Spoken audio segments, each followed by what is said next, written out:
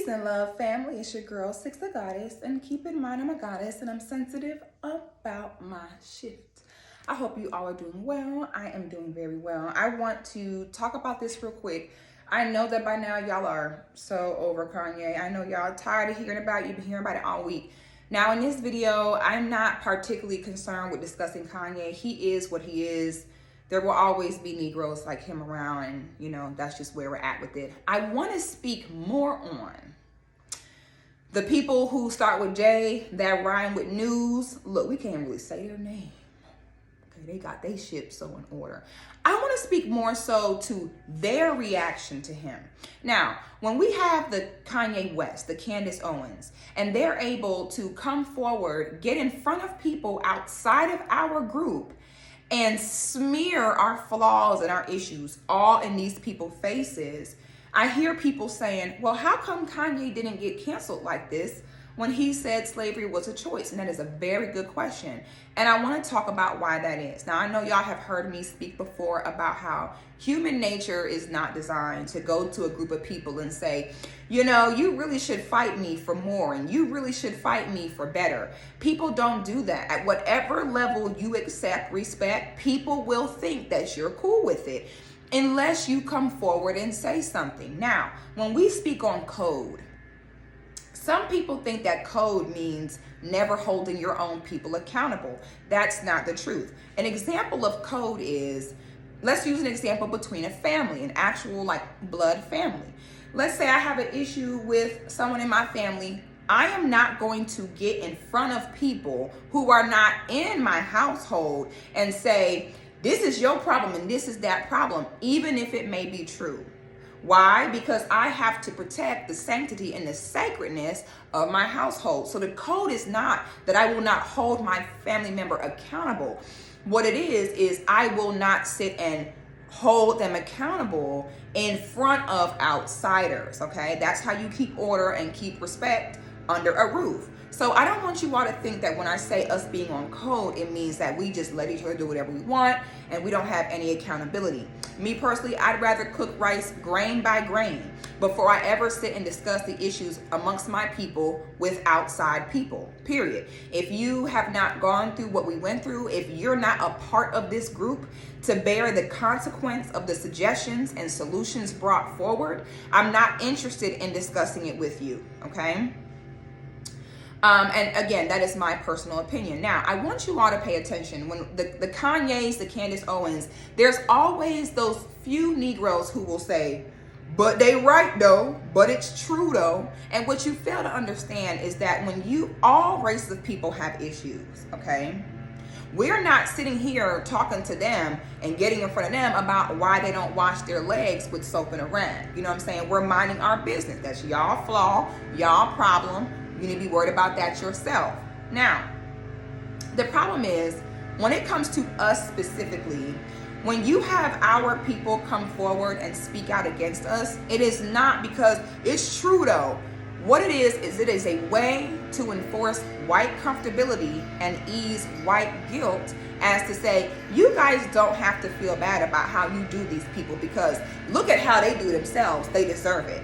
The Candace Owens of the world, her job is for us to say, hey, it should not be open season on us, where someone can get us out of here and they don't even get investigated, don't go to jail, there's no punishment. And people like Candace Owens will say, you shouldn't be worried about that because you're fat and because your kids can't read. That is a dangerous game, to come to somebody with an issue of disrespect and have them be able to tell you that since you have certain problems, that you should instead be worried about that instead of the disrespect that they exude towards you, okay?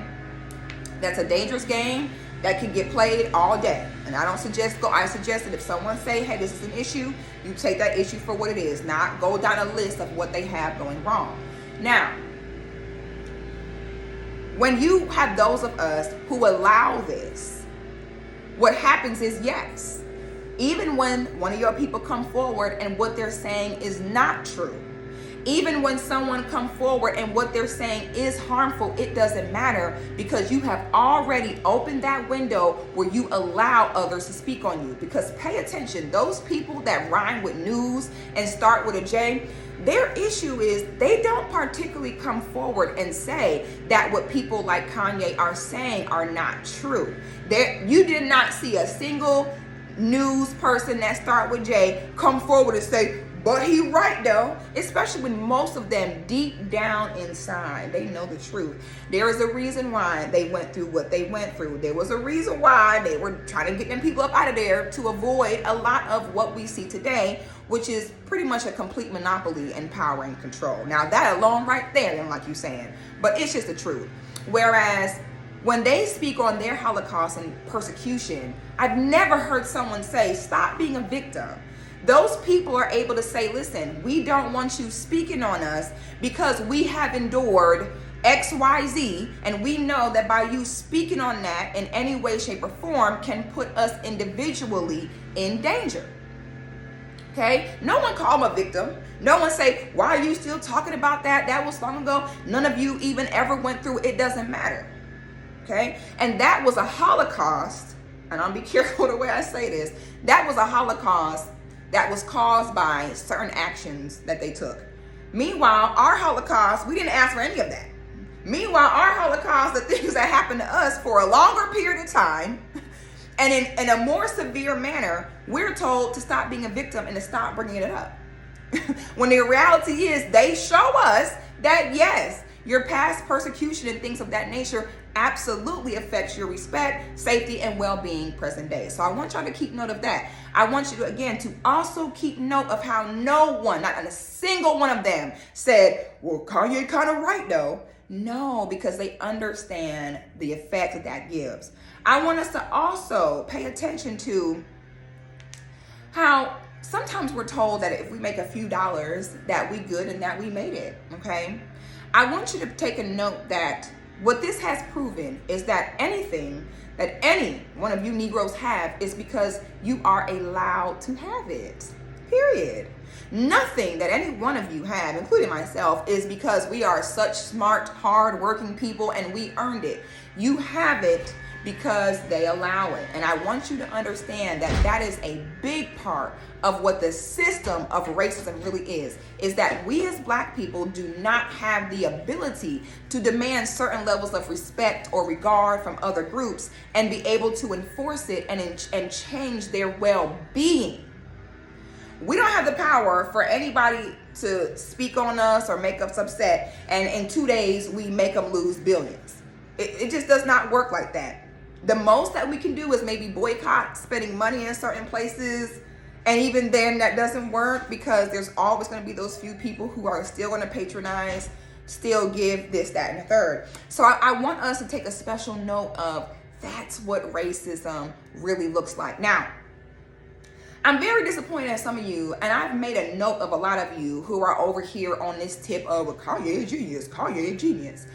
Let me tell you all something. When you are in a position of leadership, all right, which Kanye is, he is in a major position of leadership and influence. Now, I want you to make a note that, and I'm going to use one small example in a bigger situation here, all right? Kanye owns a school. Okay? Because there's some people who are saying, well, he just got out of his contracts. He's smart. He knows what he's doing. When you are a leader, every decision you make affects the people underneath you. There are no ifs, ands, or buts, and there are no exceptions for this. For you to own a school and then you come forward talking about how you're going to shoot up a school and then speak on the biggest gang in the world, which is the people that rhyme with news and start with a J, that is so irresponsible to do, because what would you do if you pissed them people off? And again, we all know their history, boy. They are not afraid to get it back in blood. We know this. So now what would you do if you were over here speaking on shooting up schools and DEFCON 3 and one of them people came forward and shot up your school? So I've noticed a lot of you are groupies when it comes to Negroes like Kanye, okay? Because what do groupies do? Groupies, as long as that person got money and status, they could have shit on their dick and they're gonna still be there, okay? That's the way groupies work. Groupies don't care what is going on. All they know is this person got the money, the status, so I'm rolling with it. I've noticed a lot of groupie behavior in a lot of you Negroes, and I'm really disappointed that because Kanye has money, you sit and condone his behavior, which could literally put lives in danger, and you support that because it's going to carry out his own agenda to get himself out of certain contracts. And it speaks a lot onto how a lot of you would be as leaders and why some of y'all don't need to be it. Because if you think that Kanye's actions are okay, you're a part of the problem and you're a groupie. At this point, the man can do anything. And it'll be one of you Negroes coming forward talking about, but he right though. And the truth is, the Kanye West, the Candace Owens, I want y'all to really think about this. Have y'all really ever heard them say anything profound? I want to speak on behalf of all Black people. We don't need anyone else telling us what our problems are. We all know what our problems are. The Candace Owens, the Kanye West, they're always coming forward, speaking on our issues as though you said something we didn't know. Candace Owens come forward talking about we kill each other, our obesity is a problem. We knew that. We have got to stop letting people, because they have status and a few dollars, that we are letting them bend over and licking their behind because we like, oh, they telling the truth. Kanye ain't never said nothing I didn't already know. Yeah, because, you know, we say we want this, but then we spend our money on designer, says the man that's holding hands with Balenciaga. Okay? We know our problems. You are not being profound. You are not eating by sitting in front of Black folks and telling us what we need to do right or wrong. We know that by now. Okay?